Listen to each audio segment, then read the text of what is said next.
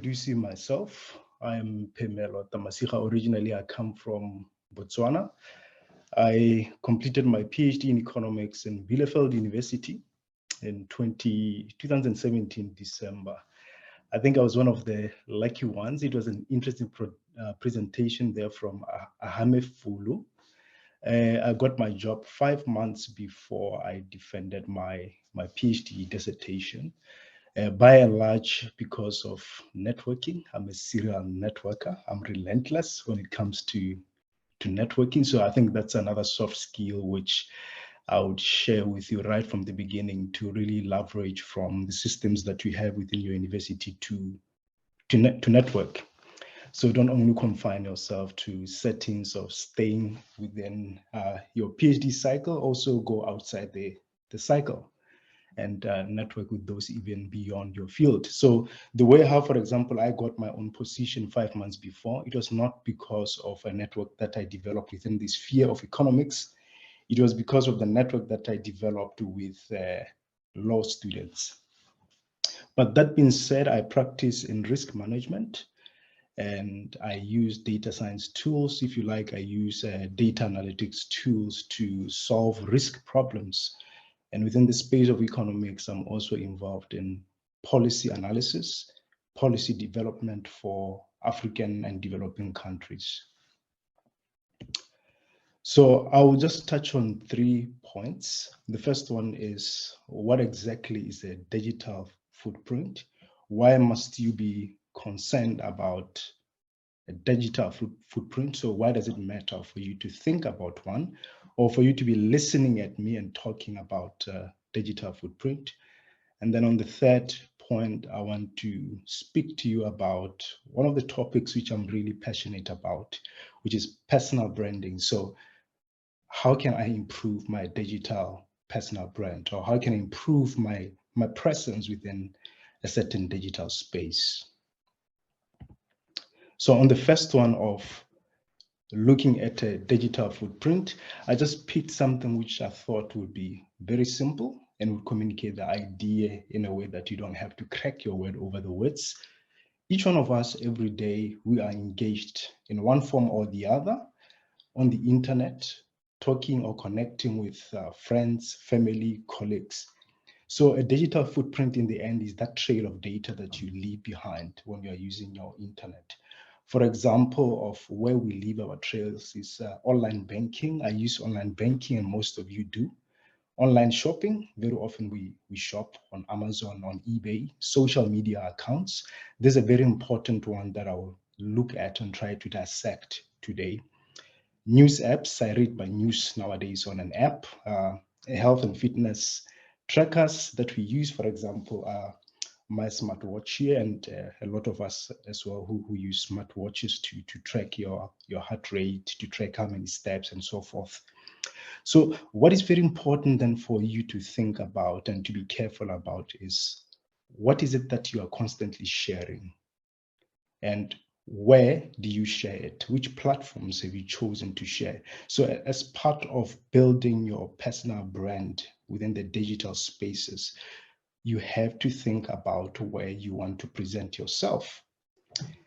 With whom are you sharing? So who is your target audience? So when you say something, when you write something, when you capture a video, whom is your target audience?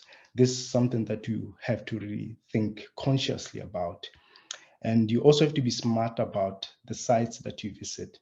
For every piece of data that we give out, for every click that you make, that data is taken and it is stored somewhere. So the emails that you open, there's problems of phishing, cybersecurity concerns, and etc. And then you also have to think about those links that you click. So a friend sends you a link in an email, a friend sends you a link on your phone, and you find yourself clicking something which is, quote unquote, polluting your digital footprint. So why is it that it matters for each one of us to think of our digital footprint? I already have alluded to building a personal brand within digital spaces. So this really, in the end, affects the reputation that you have. So you have seen, for example, on LinkedIn, where somebody's writing a certain statement and there's a backlash of some form because of either the way how they portrayed the idea or the tone with which they portrayed the idea. So you really have to think about the kind of reputation that you want to build when you're on LinkedIn, the kind of reputation that you want to build when you are on Facebook. Now, each one of us have to sit back every time before you post on LinkedIn, on social groups, and be very, very intentional.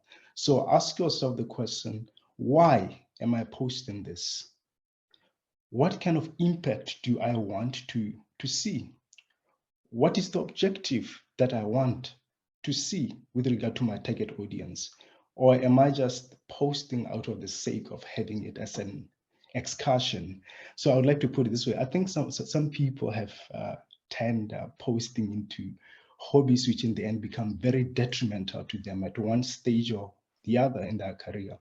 So the main challenge is if you are not intentional about what you post, you are also forgetting that you have very little control after what you've posted. So it's gone, it's out in the public domain.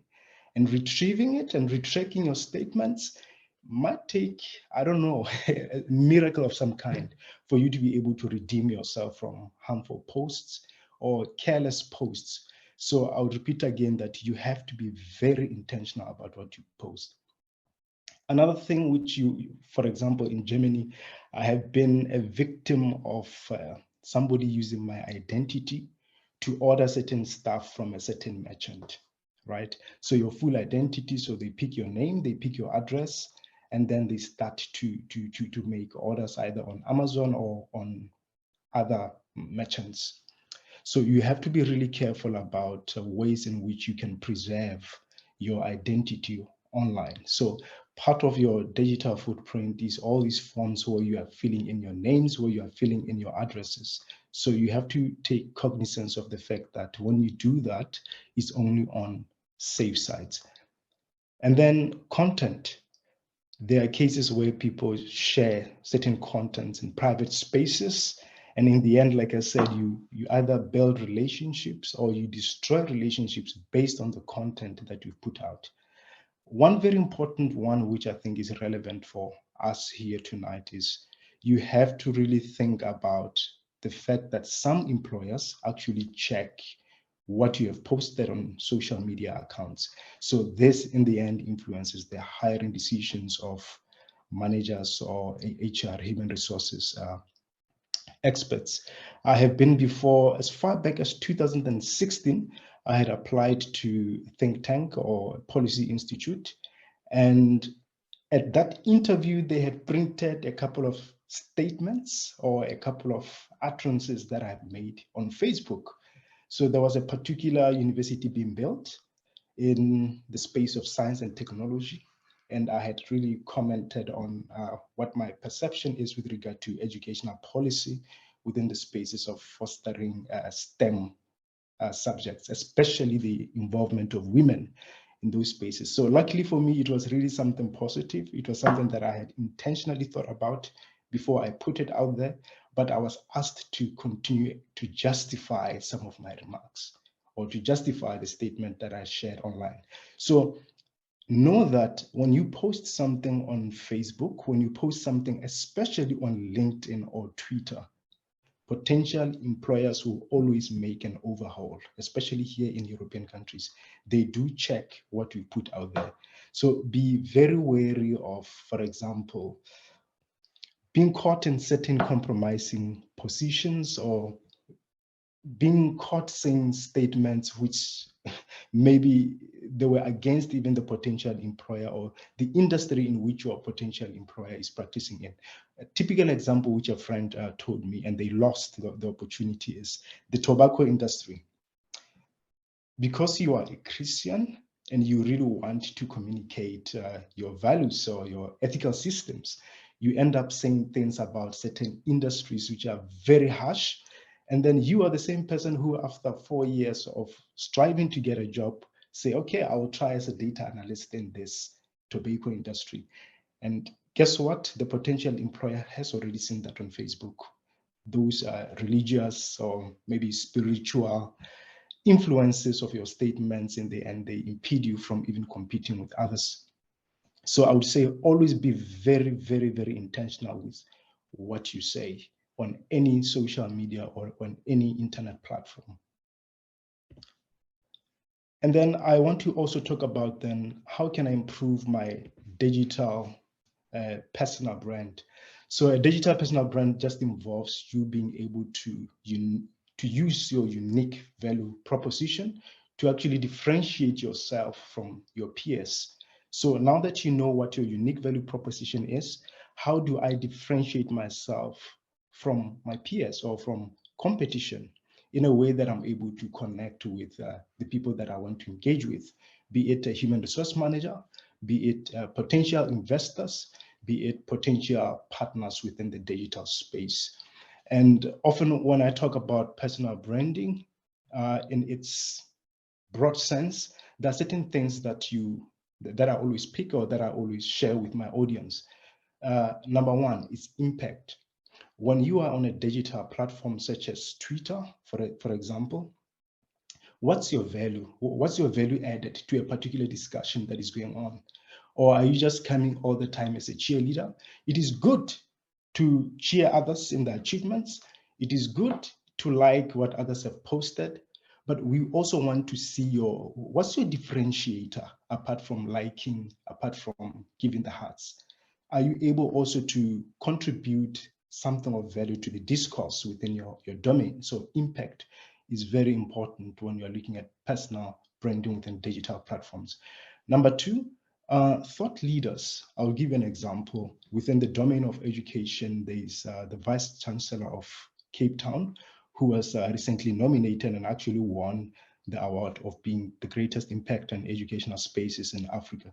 So she has portrayed herself as an educationalist, if you like to put it that way, within digital spaces, especially LinkedIn, who has, so to speak, the burden of the students on her back. So she's really making an impact or using her voice to make an impact within those spaces. So she is one of the thought leaders within the area of education today on digital platforms such as LinkedIn in our African continent. So also for you, looking at your niche, what impact do you want to leave within that niche?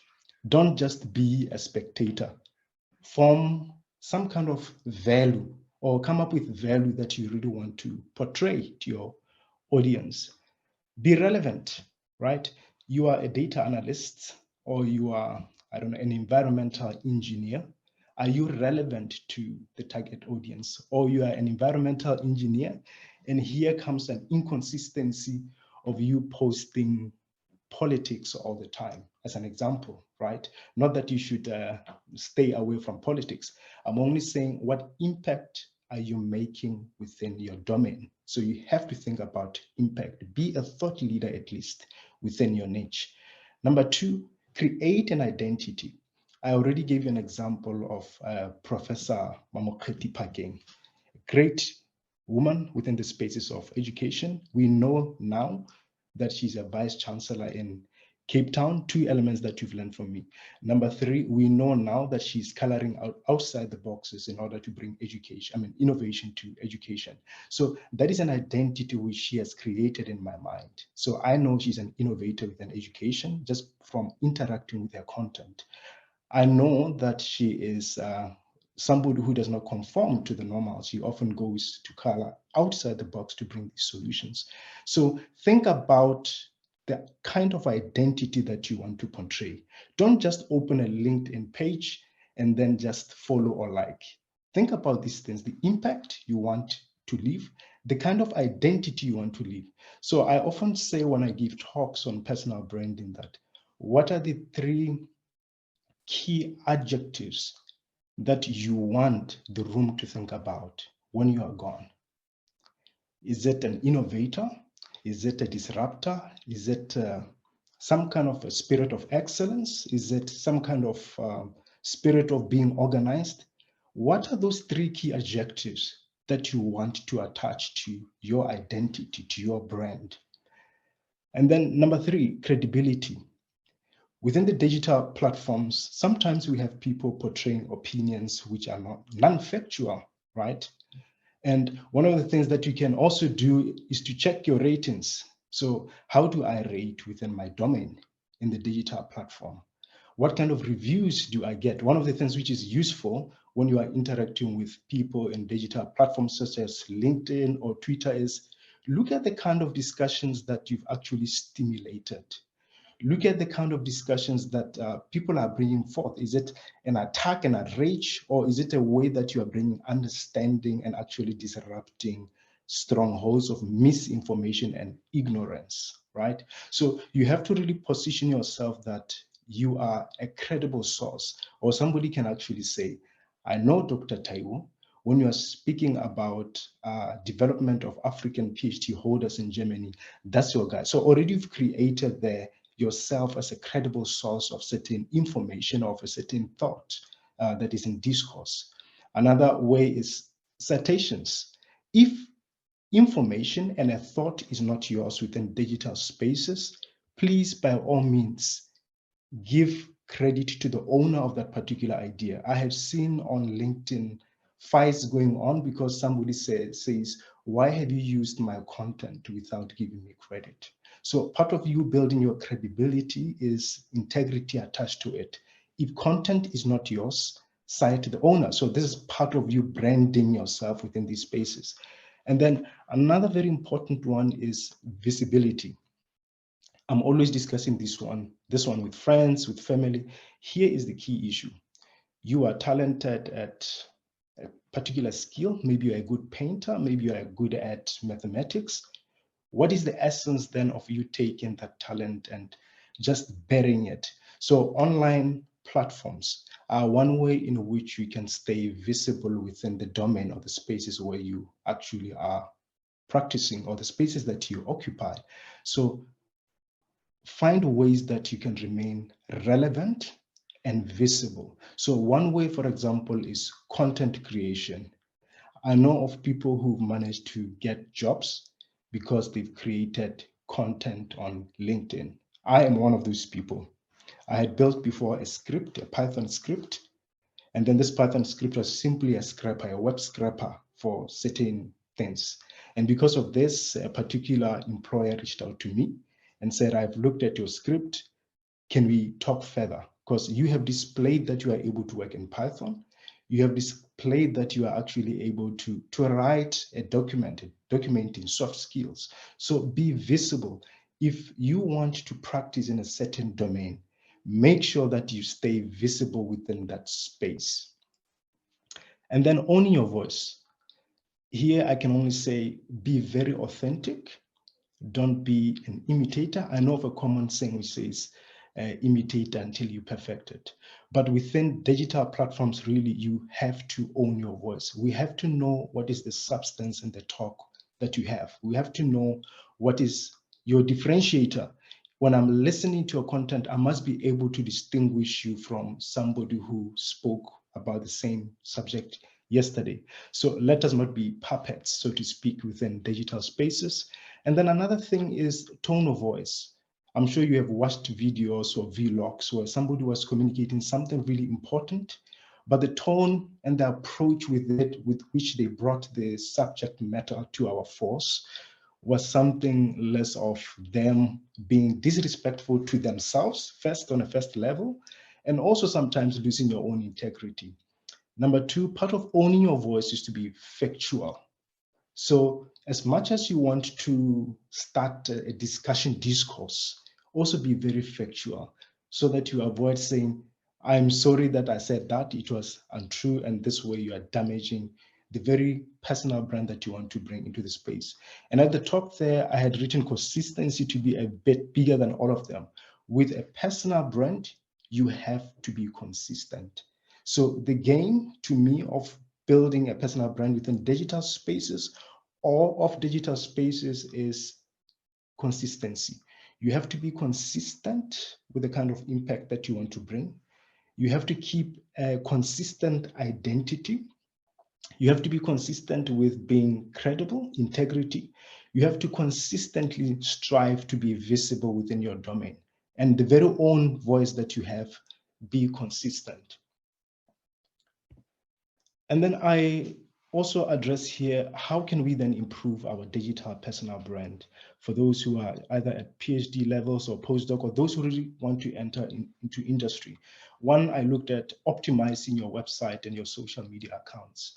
So for example, if you are purely into research, or you want to get into the research domain, ResearchGate, Orchid are the platforms, are two examples of platforms where you can actually build an account and enter into. For example, with Orchid, I know, for example, that every time I submit a paper at a particular journal, they always ask for my Orchid ID, so that in the end, my research publications are automatically attached to my Orchid profile. Employers within the space of education also go into your Orchid accounts to check whether if what you've written within your CV or cover letter is consistent with what is in your Orchid account. ResearchGate, you can get there, you can meet co-authors, you can find finding there, you can find ideas or even research papers as you are writing your own projects. And then another one is Twitter. LinkedIn, I've spoken about LinkedIn, especially you have to be careful about building your brand in LinkedIn. If you are new to the notion of digital personal branding, LinkedIn is one platform where you can start to actually practice that and be deliberate about it. And then personal websites. I myself own a personal website because I wanted a platform where I'm able to give the links to all my profiles. So in my personal website, which is simply Dr. Phemelo Tamasiga, you will find my link to my Twitter account, to my LinkedIn, to my Orchid, to my ResearchGate. I wanted something which will present me at once. You will also find my current research papers, which have been published in the year 2022 there. Secondly, way to optimize your websites and social media accounts, please, by all means, if you can, go into your Facebook, find those photos in which you are in compromising positions. So here's the thing, you are trying to build a certain brand, a personal brand. Yet, if I get into your Facebook account, I find that your pictures are not actually in alignment with the brand that you want to portray. So that is a problem already for personal branding. So the key issue, like I said, is to be consistent. Number two, irrelevant pictures, those which will bring harm to your reputation, your digital reputation. Another thing which is very useful in optimizing social accounts is using keywords which best encapsulates your skills, your experience, and the industry in which you practice in. At the beginning of my talk, if you can look here at the bottom, I deliberately put in brackets economics, risk management, and data science. I did this because I want my audience at the end of the day to know this is Dr. Phemelo Tamasiga. He's an economist and he's practicing within the space of risk management and data science. So this will be the three things which at least you picked right from the beginning, that this is my domain. So you also have to do the same thing in LinkedIn. Very often I see people writing at the very top a very huge paragraph about what they do. There's a space where you can do that, but at the very top, please give me 3 keywords. As somebody who is practicing within the space of personal branding, I would say limit it to 3 keywords, such that I know your skills, I know the industry in which you are practicing. So don't confuse your brand. Don't write 20 keywords and your audience or the person who wants to interact with you is really left confused as to what you are doing. An apple is never termed a banana. Likewise, a banana is never termed an orange. It will always be an orange and it will always be an apple. So you have to make deliberate decisions on deciding what you want to sell and how you want to sell yourself. Another thing which is really important, which I think we need to do, is find a trusted colleague or an expert and say, look, here is my LinkedIn page, here is my Twitter, here is my Facebook, here is my Orchid account and all the other platforms. The brand that I'm trying to build is XYZ. Please make an audit of my social platforms, make an audit of my Twitter, of my LinkedIn, and help me to align it with the brand that I'm trying to portray. Only this way are you then able to differentiate yourself. So I'll say twice a year, find somebody who can help you to make digital footprint edit. One of the quickest way, just write your name on Google, for example. See what comes out. Look at the pictures that come out. Look at those comments on Facebook, especially that comes out. I think, honestly, a lot of people are very careless when it comes to Facebook. So they portray one character on LinkedIn, and then they portray, quote unquote, a much more careless character on Facebook. Even though they're doing outstanding, remarkable work on LinkedIn, Facebook sort of tarnishes the good that they do. And then the potential employer says, I'm sorry, I can't take you, look at your Facebook account. Giving a typical example, I've often been approached on LinkedIn by students doing their master's degree, students doing their PhD degree, and they say, well, you're an economist and you are a data scientist. I want to align my career path to yours. So can you please mentor me? Very often I say, okay, not a problem. Can we make an arrangement to talk either on Teams or on Zoom? And we will together, me and you, go over some of your social media accounts. I do ask for that permission. And shockingly, what the person has written, for example, on Twitter is completely different from the person who was asking you with so much humility to mentor them. When you read what's on Twitter, the posts, they are completely a mismatch. And in that case, I politely and humbly say, I'm sorry, I don't think you are the kind of mentee that I want to work with. Why? This is also because I am building a brand. I'm building the brand of Dr. Phemelo Tamasiga. So one thing is you must be very careful when it comes to branding yourself. Which kind of brands are you willing to associate with? They will indirectly or directly affect the value and the positioning of your own brand. So you are also stopping mentors from wanting to share with you, potential mentors, because people do check. They quickly write your name. I mean, you've written somebody on LinkedIn, they quickly Google you, and they'll begin to see pictures, they'll begin to see content, and they say, well, looking at my brand, to maintain my integrity as Dr. Phemelo, I would not want to let my brand associate with this brand. So always think and package yourself as a brand to sell. Another thing which I've seen people do, which I think is also very useful, is including the links of your primary platforms on your primary email signature. I have seen, for example, Dr. Teo is here.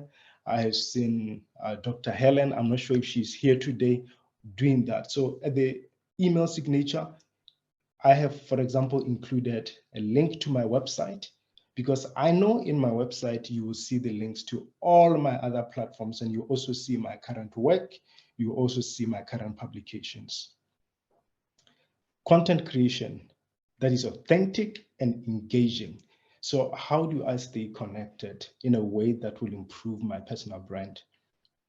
One thing that I've seen people doing is have a list of topics and questions which you think are relevant and are serving to your online community, to the interest of your target audience, and begin to engage on these. Don't just create a LinkedIn profile and then ghost it for months until the time that you are looking for a job. I'm quite sure that a couple of us in this audience have been reached to before by a headhunter, and you recognize that he actually went through your LinkedIn profile. So don't just ghost it and disappear. Create content, engage with your target audience. So in the end, you want to maintain a digital presence that is also connected with your target audience. So second point is feedback. Allow yourself to use different formats, texts, images, videos, and adjust according to the feedback of the target audience. So if, for example, you get feedback that you have to improve the quality of your images on LinkedIn, sometimes I see images which I have to squint my eyes to actually see what the person was communicating, even though it was good content. Videos, use a variety of media. I liked what the previous speaker said. Very often we have fear of sharing some content, maybe because you are afraid of people's opinions or you are afraid of people's reactions. So in the end, you have to really place yourself out there so that you are visible within the domain where you want to practice and get over the element of fear. In the last point, I still maintain, be very consistent. This is a question of continuously improving on quality of your content and also maintaining a frequency of posting. I have seen people, for example, who have posted on, I like to link in myself, so this is why I give it as an example through my talk. They'll post in January 2020, and then throughout the year, he will be liking, and then he will post again in December 2020.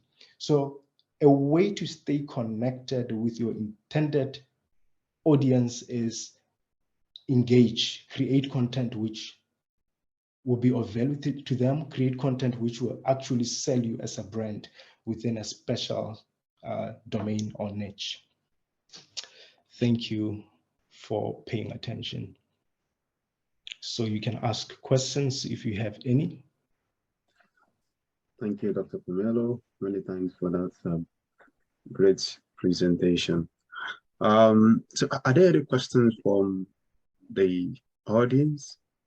If you'd like to ask the question, and while we wait for that, Dr. Phemelo, I'd like to just elaborate a bit more on, how participants can leverage social media or LinkedIn particularly for job opportunities. I think I remember in one of our meetings, you shared a story on how someone reached out to you and then you're able to secure a job. Can you just share a bit of that story with us? Yes, so thank you for the question. So I will cite two examples of how I actually use social media, in particular LinkedIn. So in January 2020, so right at the outbreak of COVID-19, somebody reached out to me. He presented yesterday, Dr. Hugh, and he said to me, well, I've seen that you're an economist. I've seen that you're a trade economist and you are working in the data spaces. And my proposition is I'm looking for somebody who is able to produce policy documents in Africa, which are actually influenced by data. So we want to come up with data-informed policies. And this is the work that you do.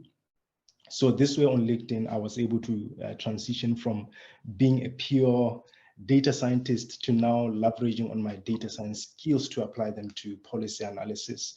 And like he shared, the impact of the project will later be presenting in Rwanda to Rwandese economists and government officials, presenting to Tanzania economists and government officials. So in the end, it is only because I was only to maintain a certain brand or activate a certain brand within LinkedIn, data scientist and economist. And because of this, I got that job. Secondly, I posted a script. Second example, I posted a script or content creation. I created content around how to scrape the web for a certain job. So I just targeted my industry. I said, okay, I'm looking for jobs as a data scientist within NRV. And then I documented the entire script and what I was doing step by step until finally I got all the job postings. So because of that content, I had an employer calling me and say, hey, look, I'm looking for somebody who is able to work in Python. I'm looking for somebody who is able to work in SQL. And we have seen your content. Can we discuss? And then we discussed, and that will later on lead to very good things. So in the end, it was because I was able to engage with my intended target audience, who are data scientists, who are economists and mathematicians, through LinkedIn. So I am very intentional about what I post on LinkedIn. I have to think deeply about the objective of my content, the objective of my post. And like I said, I always do that at the background of the kind of brand that I want to build, the kind of brand that I want to portray. So this should always be at the background of why I'm doing what I'm doing. Awesome. Thank you very much, Dr. Phemelo. I mean, it's a big lesson to every one of us. I mean, it's one of those things we also learned yesterday during the conversation, that we should make ourselves visible. There's a lot of opportunities out there today. And most times opportunities won't just come to your door and knock on your door. You need to go out there and show people what you're doing and what you've done. But of course, there is an important question. And for those who are probably an introvert and you're not a social person, you don't really like to share your victories, what is happening in your life. You don't like to announce things. Is there a networking platform for introverts? Well, That's like this is very, very interesting. This is a very interesting question. Why am I saying this? It's very interesting for me because everybody around me, my friends, my family, they always thought that I was highly, highly introverted, right? For example, I would choose to stick to certain cycles of friends, and I was always comfortable there and not really get out of that cycle. And even today, they still think I am an introvert. But one thing that I had to do is I do not disregard in my life the opportunity to always grow. So to have a growth mentality. I think that you can still be an introvert and still be a thought leader. You can still be an introvert and still be in spaces where you influence and you leave impact. At my workplace, they know that, or at least the understanding is still that I am introverted. And one of the advantages of being an introvert is you have all the time to think clearly and deeply about the next thing that you want to say and about the next thing that you want to share. So as an introvert like Olamide, I tap into that to actually produce content of impact within spaces where I practice. So for example, I started in PricewaterhouseCoopers as a consultant, and they still in Frankfurt, and they still thought that I was introverted. But often as an introvert, you will see in discussions that extroverts are quick to speak their mind. They're quick to jump. They're quick to say whatever they want to say. As an introvert, one thing that you can tap into is to take everything that they've said and to find the middle point. And every time that you speak in that particular conversation, everybody listens and everybody actually bows to your opinion. So this is one thing that I've done as an introvert, to actually tap into that and then use it in spaces where I operate. So that's why I said, one of the key challenges that you have to confront full on is having a growth mindset. Tell yourself, yes, I'm an introvert. I know how to tap into that so that I deliver impact, but I will choose to constantly grow and to constantly say my opinions in spaces where they're most valued. So have a growth mindset, constantly push yourself to doing that. There's so many introverts in LinkedIn that I've met, some even worse than me, or some even deeper than me, but still they are thought leaders within the space. So have a growth mindset and push yourself towards it. Thank you very much for that. Okay, I'll take the last question. I hope Olamide is I hope you're okay with that response. So let me go with Cleo Mahova. Yes, thank you very much for giving me the opportunity to ask my question. Thank you, Doctor, for the presentation.